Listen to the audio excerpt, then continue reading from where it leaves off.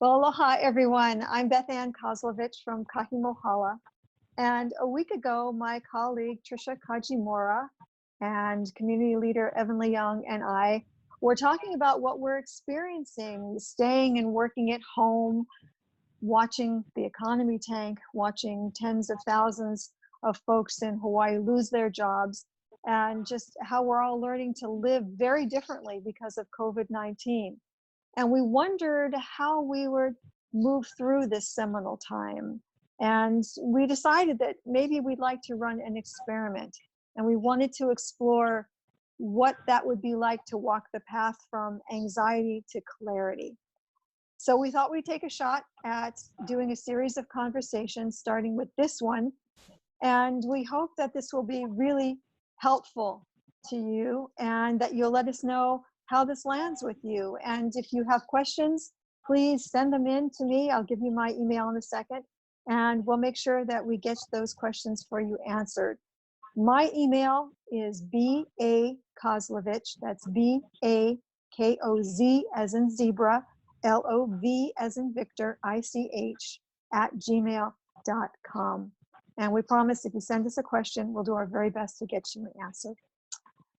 So here we are today, and we're going to start our series of conversations with Dr. Martin Johnson, who is the founder of the Hawaii Center for Psychology. Martin and I have had some very rich conversation in past, and I asked him if he would be willing to just have one now to help us deal with a lot of the anxiety that so many people are feeling because of the virus. There's so much fear surrounding it, and how we might get some clarity on that. So Martin, thank you so much for making the time for this conversation.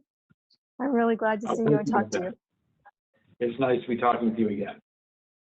Well, you know, here we are with a very changed life for all of us. I know you're doing a lot of telepsychiatry instead of sitting and talking to your patients face to face.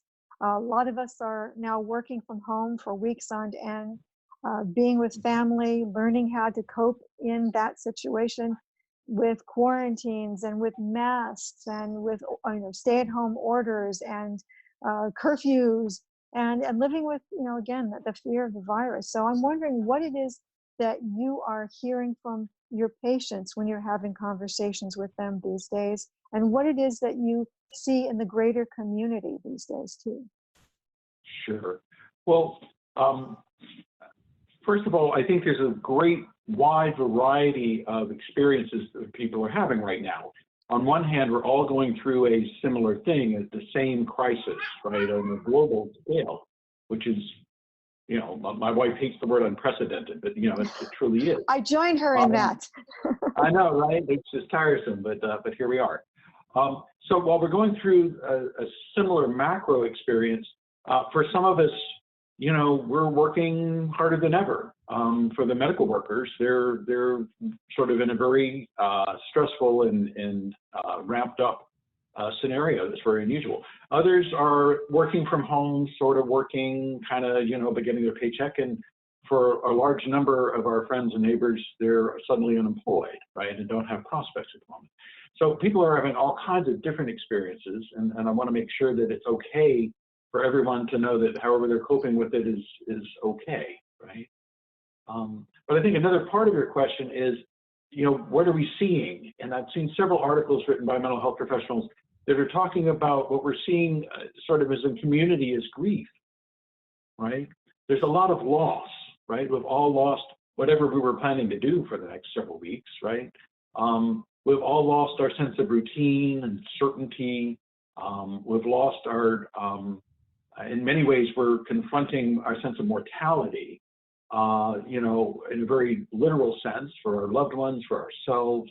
And we're suddenly sort of thrown into this sort of open-ended situation with bad news coming in the media on a regular basis. So if you think about it in terms of grief, the first stage of grief is usually considered denial. And we've certainly seen some of that, the minimizing. It's just the flu, right? And the denial, it's not necessarily malicious. It's just a psychological defense about, to sort of not quite come to terms with what we're going to have to come to terms with. Another stage is bargaining. Go ahead. No, I was just going to say to you that with the denial, that makes some real sense when you see people who are still trying to have conversations or still going to the beach or still doing Right. things that were in their routine because they need something to hang on to that makes them That's feel right. normal in a very Exactly. abnormal situation that will never again return to, at least for the foreseeable future, to that kind of normalcy that they were so used to. Right. And so I don't think Right. a lot of this stuff may be necessarily malicious, even though people look at them and shake their fingers and say, look at those Right. idiots and whatever. But you know, even people who Mhm. are at the store not masking, there are several stores now that are saying you have to, and people very, you know, concerned about that, and those who aren't, just trying to be who they were. So I really love the fact that we're starting with this issue of grief, because I don't think a lot of people have put it in that context, but that's why I called you. Well, I think another thing that many of us scratch our heads about can be sort of seen through the lens of grief, which is the hoarding, right? One of the stages of grief is bargaining. You know, if I turned left instead of right, I wouldn't have had that automobile accident. If I'd done this instead of that, maybe I could, you know, maybe whatever. There's this sort of this argument that goes on in our head.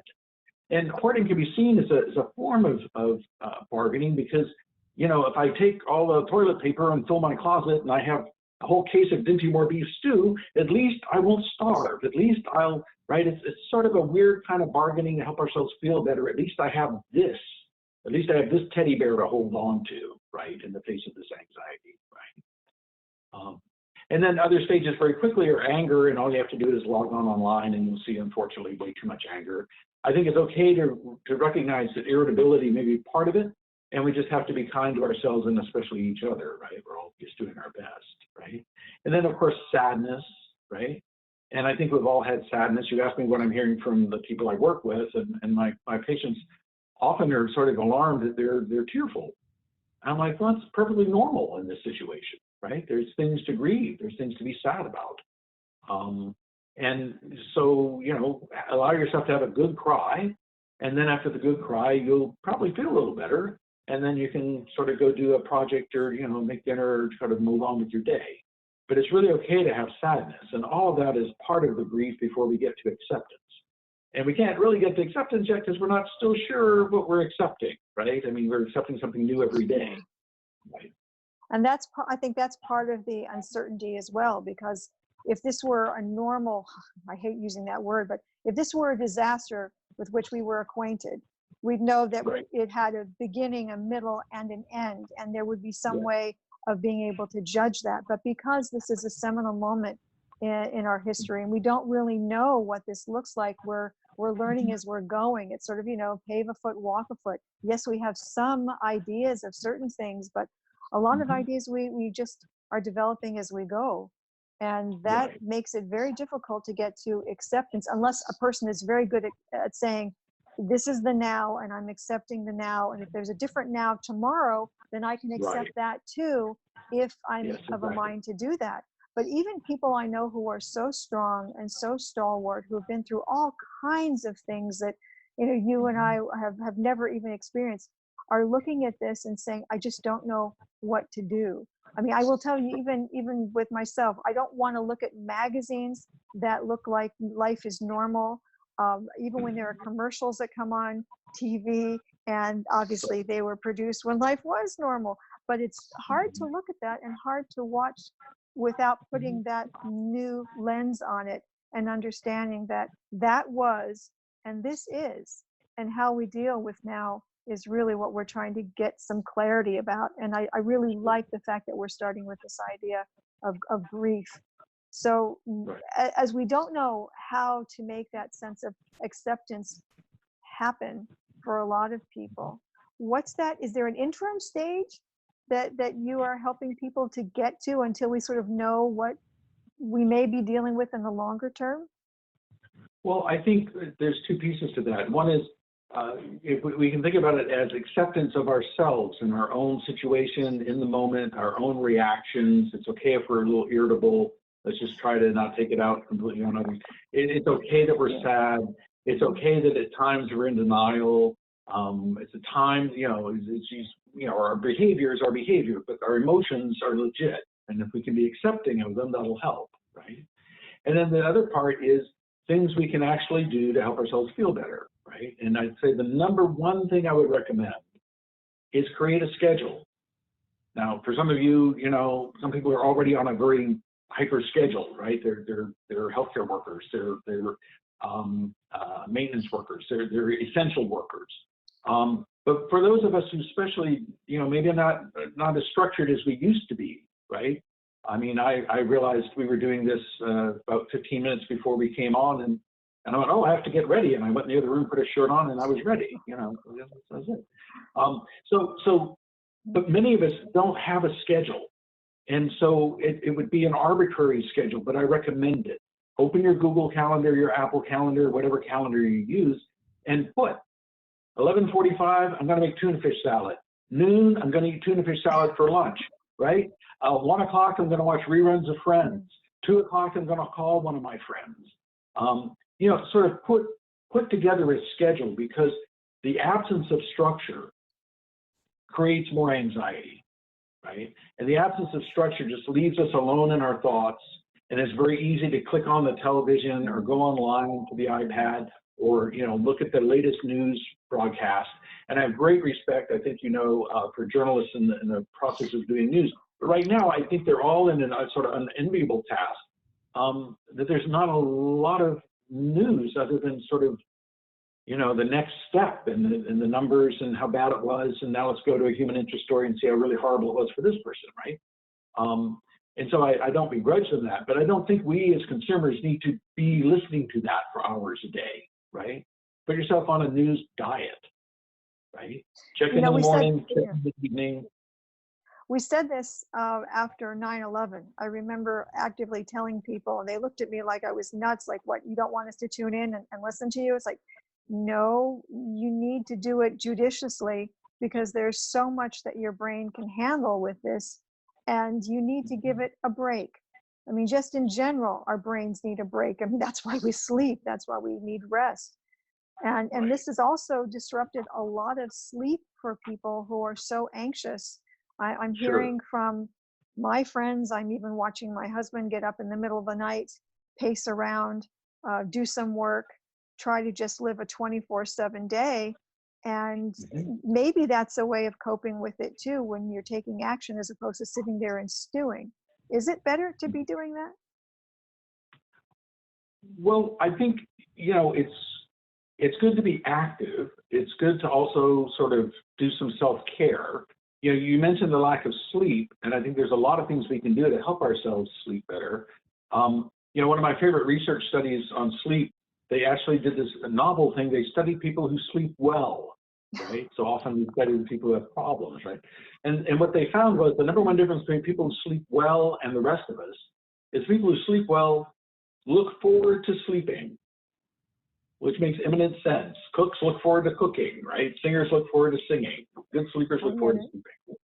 But there's so many things we can do, and one of them is to structure, as I said, but also to get some form of exercise. And by exercise, I simply mean moving.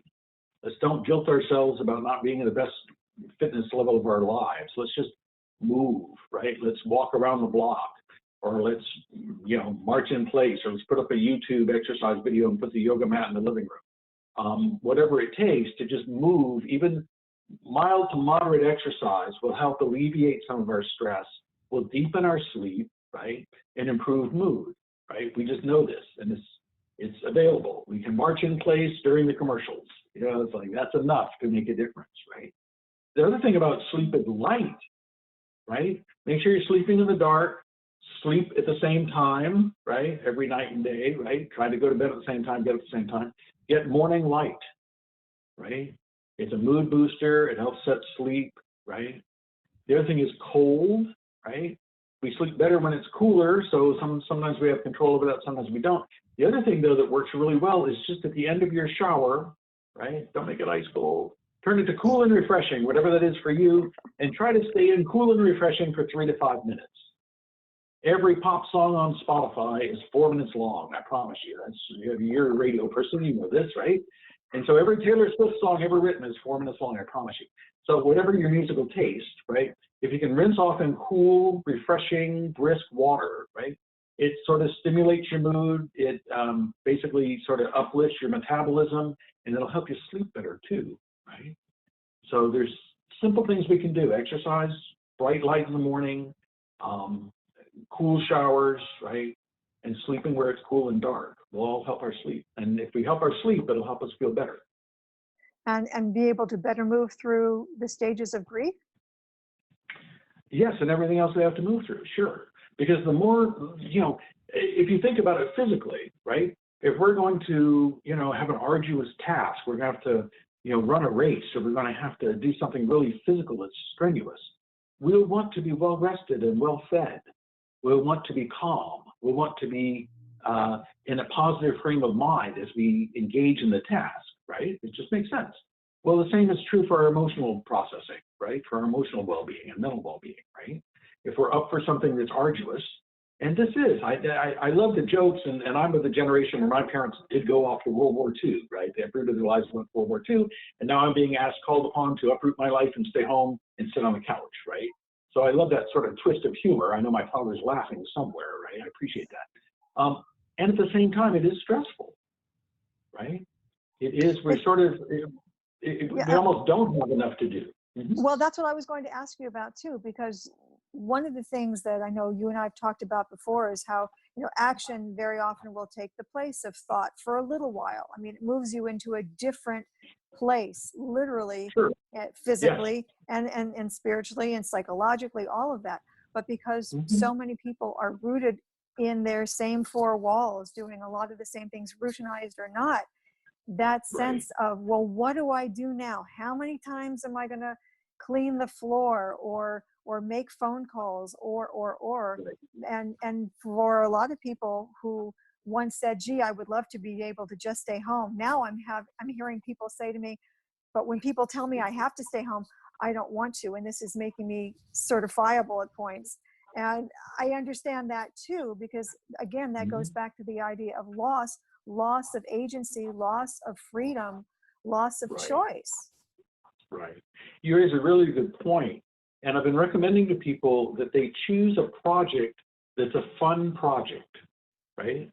And it can be something profound. You can write the ultimate haiku, right? You've always wanted to write it. Or, it could be silly. It could be, you can do a jigsaw puzzle. You can create put together a plastic model of the Starship Enterprise.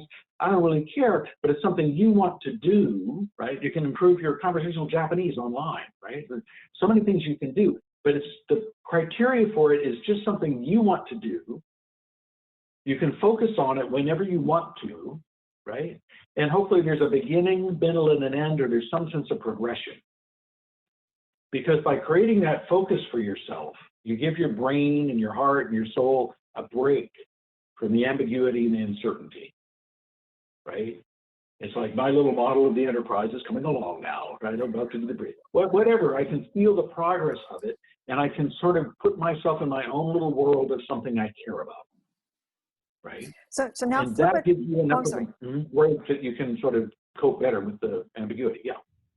I say now flip it to the other side, where you have people who are working from home, and they are putting in some cases, more hours than they would be normally, because they feel that because they are at home, they have to be especially vigilant about doing more work, not wasting time, being accessible all the time, because something happens, and it can happen so very quickly. And we're watching things evolve all the time with COVID-19 and what we know and how things are being done with us, for us, about us, and what we're being asked to do and respond to that.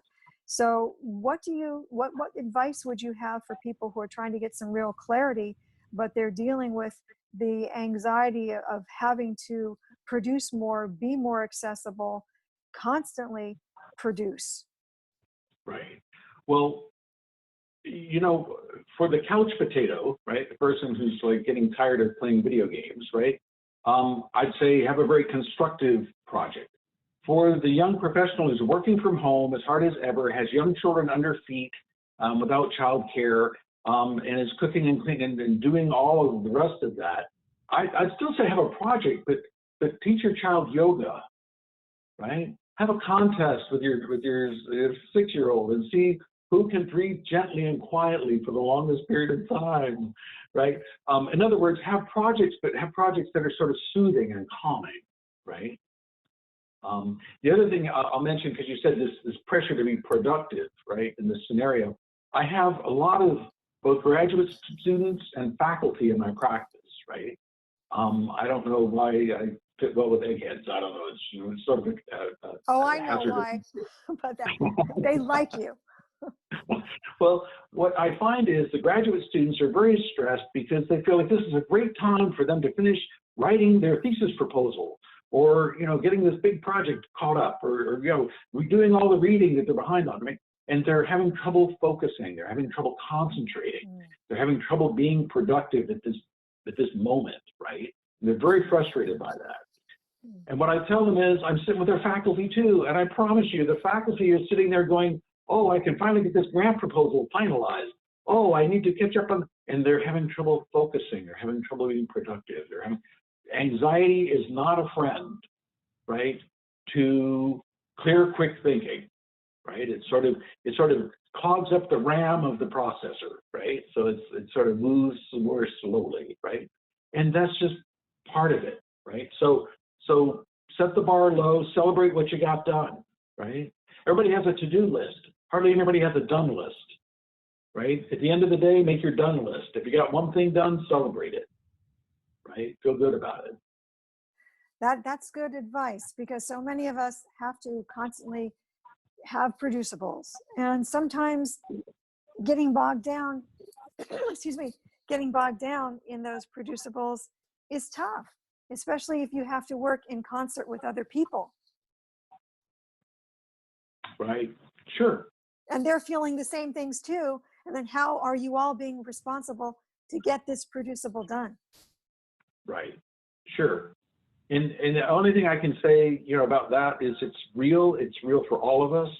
And if we can be kind to ourselves first and kind to others right along with it, it makes it, somehow it gets done, right? And what doesn't get done, right? I mean, and that's one thing we're learning in this environment, right, is many things we thought were essential are maybe not as essential as we thought. And some things that we took totally for granted are really kind of important.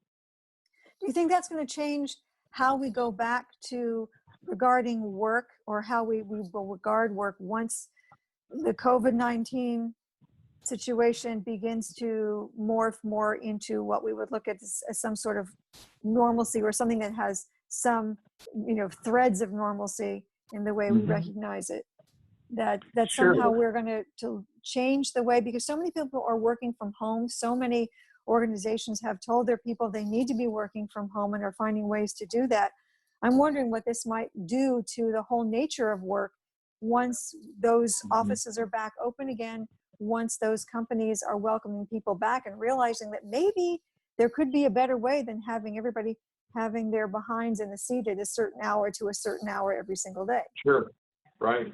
No, I think you're absolutely on to something there. I think you're right. And of course, the big question is, and what will that impact be, right? And I don't claim to have any more clarity than anyone else there, but it's bound to impact both how we work and function in organizations, as you're pointing out, and also how we sort of view ourselves and view our work and view our community, right, as an individual, right? There's been speculation about, will we ever return to shaking hands? Right? Or in Hawaii, hugging and kissing the way that we all do. Exactly, right. So, and that's a good question. I don't have any more idea than anyone else does, but it'll be an adjustment either way. Yeah. And for a lot of us, that just won't feel right, especially if you grew up in a very, effusive family that's very demonstrative in that sort of way. It's very strange. I've had people come toward me to give me a hug or a kiss and realize, oh, I can't, and back up, whether they're masked or not, and keeping the distance between us always. But I'm wondering about, if we do have that kind of distance, and the anxiety that people feel over that distance, what might that do to us emotionally? I know we can't really talk a lot about that now because it's pretty much speculative, but I'm just kind of looking at that and noting that when people are talking on the street and other friends are just trying to say over the fence, "Are you doing okay?" All that kind of thing. But that we look at as being now, but looking at how we might go back or not go back to that very physically oriented way of greeting people or expressing our feelings for them, aside from between, lovers or parent and child. Well, sure. Well, one of the things that I sort of wish that the zeitgeist had gotten differently is if we could refer to it as physical distancing instead of social distancing. Yes. Right? Because it is a physicality that we have to distance, and we definitely need the social connection more than ever, right? So, I sort of suspect when this is over, eventually there'll be a vaccine, eventually, right? And so I think there'll be circles, right? We have circles now. We're all housed with certain people, right? And those people within our circle, right? And we generally can hug and touch them, right? And it's the people outside our circle that we kind of maintain this physical distance from. And so I think there'll be some sort of modulation of that, right? It's like, how close do you have to be? How well do you have to know somebody before you air kiss them, right? I don't know what that would be. That would be very interesting to see how that unwinds. So with all the things that we've talked about, Martin, and the sense of loss and grief that many people are feeling, the big what if scenarios that we've just been talking about, what would you advise people to do? Are there some simple exercises that you're doing with your patients, even through telepsychiatry, that's making it a little easier for them in the moment, that they can carry with them through the day when they're not looking at you through a screen? Right. Well, just a technical thing. I'm a psychologist, and so I do telepsychology. Psychiatrists are also available through telehealth and are prescribing. And so, I want to remind everyone that psychologists, psychiatrists, medical doctors, and health providers of kind of all stripes are available through telehealth. But I'm in fact a psychologist. I do therapy. But one of the Sorry things about that. I knew that, and I'm sorry. That's I should okay. have said telehealth. That's okay, right? It's one of those things I go back to. One of the things is I have two questions, right, that I like people to ask, right, especially if they're feeling overwhelmed or chaotic, or they're feeling like their life is spinning a little bit. And these two questions will often return us to sort of some clarity and some confidence. The first question is it mine or is it not mine? Whatever I'm confronting, is this mine to be upset about, right? Is this mine? Do I control this? Or is it not mine, right? And if it's not mine, then we can be empathic for other people's feelings and other people's challenges. But I don't have to own that, right? And one of the things that causes anxiety, yeah, right. I can engage with it as much or as little as I choose to, or as much as little as I'm prepared for in this moment, right? I can say, I love you, I'm sorry you're suffering, and I'm going to call you back. I can take a break. It's okay, right? But mine or not mine, because when we take responsibility for what's not ours, it drives our anxiety through the roof, right? Absolutely. So mine or not mine is the first question. And the second question I like people to ask is, oddly, what's the upside?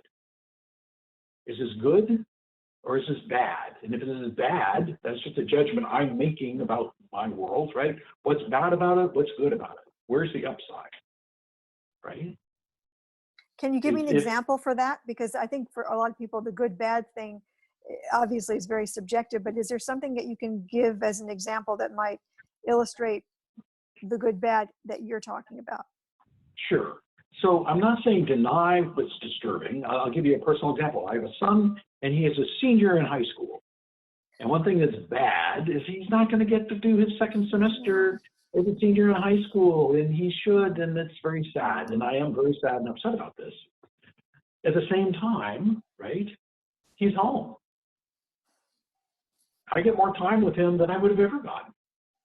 He's still on his computer and he's with his friends, but I'm the guy outside the door, right? So there is some upside to this, right? He will appreciate when this clears being back into, social circles, right? In a way that he didn't appreciate before, right? So I'm not denying that it's sad. I'm not denying the loss. I have to grieve that and accept that, right? And of course he has, it's more his loss than mine, right? Mine, not mine. As a parent, it's somewhat mine, but in some ways it's not, right? So by looking at what's mine and what's not mine, I can focus on what is mine. Mm. And what's the upside? The upside is I have time with him. So how am I going to maximize that? What am I going to do with that? When I focus on what's mine and what's good, I can now focus my effort and my thought in maximizing that, right? Instead of just sitting and being sad about all the things my son's not getting. He doesn't get the prom, he doesn't get the, right, I can go on, right? And tear my hair out and share my anxiety with my son, who doesn't need it, right? Instead, I can focus on, well, what's mine? Mine is to be a parent. Mine is to, you know, support him and model for him. And the upside is I have time with him. So how am I going to take advantage of that, right? What am I going to do good with that? Can you put this in the context of also some financial anxiety? Because, you know, for the tens of thousands of people, friends, neighbors, family members who have lost their jobs, been put on furlough, don't know what to do. Yes, there are some, you know, helps coming, as they say, but really when you're sitting at home and you don't know whether you have it or not, and you might not be able to pay your mortgage or pay the rent because you don't know what money may or may not be coming in, or half your income just got sliced because for a couple of somebody just got furloughed and now you're having to live on one income or no income and go back through savings. That kind of financial anxiety is very different from any other. And a lot of people are suffering right now. And I mean, truly suffering. Yes. How do you help them through that kind of anxiety to move to some sort of clarity about it? Well, it is largely about sort of acceptance, right? It is about, this is scary, right? I'm scared. This is a loss, right? I'm sad. I may be angry. It's not fair. Maybe angry if I apply for the loan and they say 3 days and it's 2 weeks and it's not here yet, right? There's going to be lots of these, you know, upsetting things that happen, right? And a lot of fear and uncertainty. At the same time, we need to sort of take little breaks from it. We need to look for what we're grateful for. If we still have a roof over our head, then let's be grateful for that. If we don't have a roof over our head, let's be grateful that we're, you know, in a warm place, and let's go find some support and some help, right? If we're having trouble paying the bills, let's reach out to the creditors and ask for forbearance, right? Some of the local banks, by the way, are just, you know, talk about frontline staff, essential people. Some of those people are sending out emails at midnight, right, as the small businesses apply for their loans, and right. So let's keep the people in the banks in our thoughts as well, right? They're pretty stressed. But yes, it's real, and I'm not trying to paint rainbows on it. I'm not trying to make it all seem rosy when it's not. But in terms of coping with it, right? Let's face the dilemma squarely. You know, what money do we have? What bills do we have to prioritize? How much do we have for food and shelter, right? And then, you know, let's sort of make do with that what we can and ask for help where we can ask for help. And then let's, you know, find ways to be grateful who we'll be with, right? Let me run this by you because, as you know, my uncle was a psychologist and had lots of psychological folk around me growing up. And one of the things I heard about fear is that to the best of your ability, you need to make friends with it, that you need to be able to look it squarely in the eye for what it is and to acknowledge the fear and then to be able to move through it. You know, we've that old expression about feel the fear and do it anyway. And I think a lot of people are being called to do it anyway now because we still have to make dinner. We still have to you know, be with our kids and shelter them in some sort of way, I mean, emotionally shelter, and be able to practice kindness and as you say, gratitude. And watching some of these folks who are being so just exceedingly kind to other people, and just situations that I know of where the family itself is having problems, and yet it's reaching out to other people. And that sense, as they say in AA, of, you know, what have you done for somebody else today? Get off the pity potty, go do for somebody else. But there's nothing like that. And so that's sort of what I run through every single day when all of a sudden my heart is beating so quickly in my chest and I'm concerned for various people in my family who may be in hot spots. being concerned about finances, being concerned about the health and well-being of those that I care for, that it helps a little bit to be able to run through some of that and to just feel the fear and know I'm going to do this stuff anyway. Sure. And you know, of course, your uncle's right. It's sometimes if we're trying to avoid the fear, then it's just chasing us around in our heads, right? But if we stop and go, okay, I'm afraid, what am I afraid of? And then the next question is, and why am I afraid of that? Right? I'm afraid I won't be able to pay all my bills this month. And why am I afraid of that? Well, because it'll hurt my credit score. Because, you know, I guess eventually I could be evicted and I'd be homeless. That'd be pretty scary, right? But once we get to the why are we afraid, we can sort of often look at it more realistically. Okay, well, I'm not being evicted this month. And if it does ding my credit score, it's the great pandemic of 2020. Everybody's going to have a ding in their credit score. So the world will have to adapt to that, right? So that's one thing. It's like facing it helps sort of manage it, right?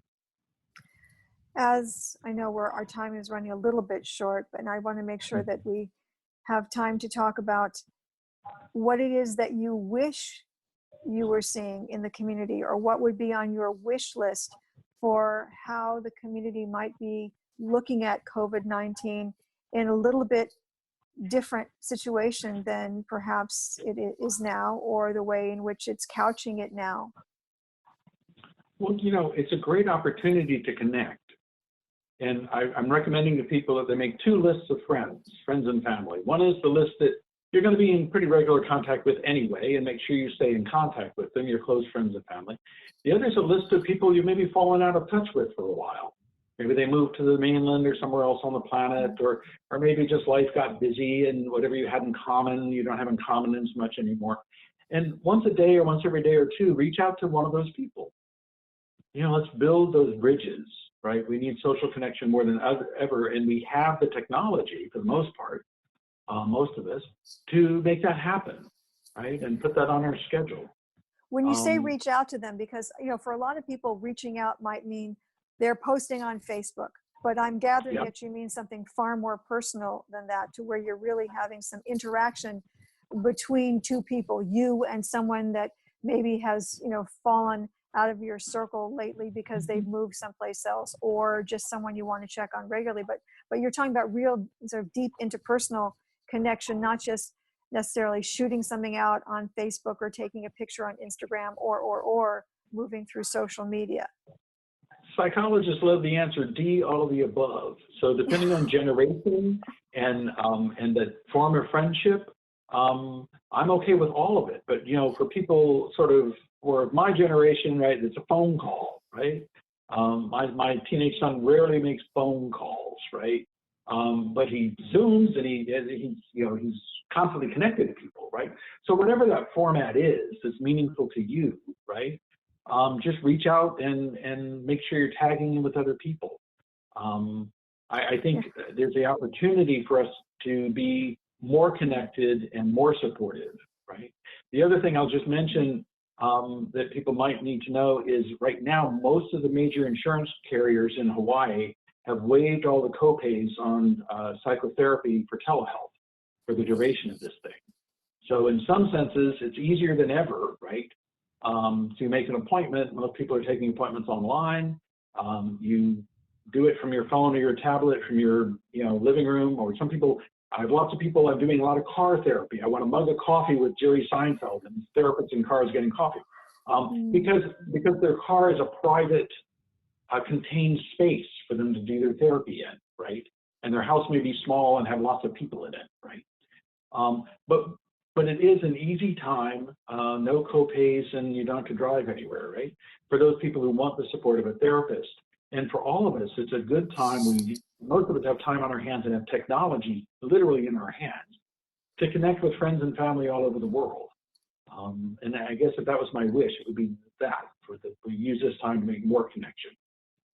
I'd also like to make a plug for writing letters. I tell you, I've got the most wonderful gift that came in the mail from a friend who sat down. Honestly, she wrote me a 12-page letter and then inserted pictures. And it was the most amazing thing. I mean, you thought that I would have found gold in my post box. And yet it was this incredible letter in her handwriting. Not that I don't love talking to her on the phone or Zooming or all of those things, but to have a friend from afar who actually wrote me a letter and inserted pictures was an amazing thing. So if someone has time and wants to do something like that, boy, I can tell you as the one who received that, it was just an amazing thing to find in my mail. Absolutely. Yeah, I know you made the pitch for people to find psychotherapy over telehealth. Is there anything else that you think that would be important for us to talk about as people are trying to walk that path from anxiety to clarity? You know, one thing we haven't mentioned yet is laughter, right? When we are stressed, the body creates a hormone called cortisol, the stress hormone, out of the adrenal glands. And usually the way humans get rid of cortisol is through exercise, because stress used to mean we had to fight or we had to flee, right? And that doesn't mean that anymore. But the other thing we can do is we can generate a good hormone called endorphins, right? And that's generated in the brain. And there's several ways we get endorphins. One is extreme pain, but we don't really want to go there, right? The other is exercise, but it takes a lot of exercise, and I think it's closely related to that extreme pain scenario, right? One is sex, and Dr. Johnson's definition of good sex is any sex we have, and 3 days later we think back and go, that was fun, we ought to do that again, as opposed to 3 days later we go, I can't believe we did that stuff. Oh, okay. So sometimes that's available, and that's Thank great. you for releasing a couple of endorphins with me. I appreciate that. Right, okay. And then the fourth way, so people don't misinterpret what's going on here, is laughter. Right, laughter is quick and easy and almost always appropriate. Don't be afraid to laugh in the pandemic, right? And I see that a lot online. People are putting up a lot of memes and a lot of jokes. And I think it is important to be ready to laugh, to play, right? Because that does create endorphins. It does lighten our mood and those around us. It releases the stress, right? So it's a good thing to Well, keep it ready. I'm a fan. You know, my husband is a big fan of laughter and jokes, and so I'm feeling very blessed in that way with all the voices that come out of his brain, and I'm deeply grateful for that. But even for someone who is living alone, though, to find a way to find laughter would be I think so important, and that's tougher when you're on your own sometimes, to find things to laugh at. It is. It's good to reach out and connect to others, old friends and new. And if we're going to binge watch something, let's watch reruns of Friends or Seinfeld or something that's pretty funny, as opposed to the horror movie, right? It's like we don't need a whole lot of more cortisol in the moment. So I mean that's strange though, because I'm hearing that films about outbreaks and viruses and horrible things are trending, and I'm wondering if people are looking for some sort of rubric. Look, this happened there, maybe this could happen here, in trying to figure that out in their brains, and where maybe laughter would be so much more beneficial, yet people seem to be drawn to this other form of entertainment. Well, I think we're drawn to what's congruent with our internal state, right? If I'm in a bad, grumpy mood, then, I look around at the world and I see a lot of grumpy people, right? If I'm in a great mood, I look around the world and I see smiling people. It's the same world, right? So we do have this sort of fascination to sort of find the confirmation of our feelings, right? So we'll gravitate towards, I noticed I haven't seen it yet, but on Netflix, there's something called Pandemic that's really high on the trend right now, sure, because there it is, right? But so if you want to engage in that, I don't think there's necessarily any harm, but let's also add in something that lifts our spirit, right? Something that we can chuckle about.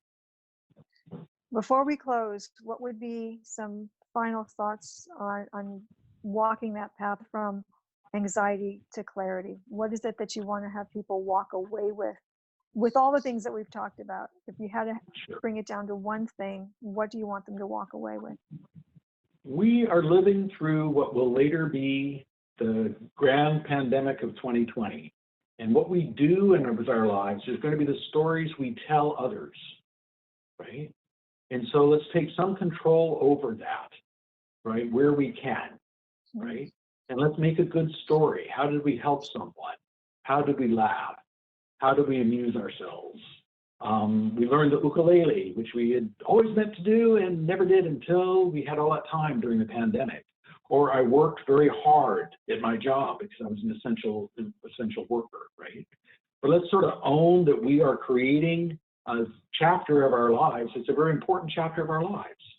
And how we do it is up to us, right? And let's gain support from each other and let's make a good story. We're really, at this point, the co-creators of our shared history in ways that perhaps we've never been before. And I think that's a really good thought in which to end. Thank you so much, Martin, for taking time to have this conversation. And I hope that we will have others as well. And for those of you who have watched this with us, if you have questions, please send them to me. My address is bakozlovich@gmail.com. That's bakozlovich@gmail.com. And we're going to run those through Mental Health America of Hawaii and get answers for you. So don't be afraid to reach out or send me a funny or just let us know that you enjoyed this, and we will plan to do more conversations of this type. So thank you so much, everybody. Be well.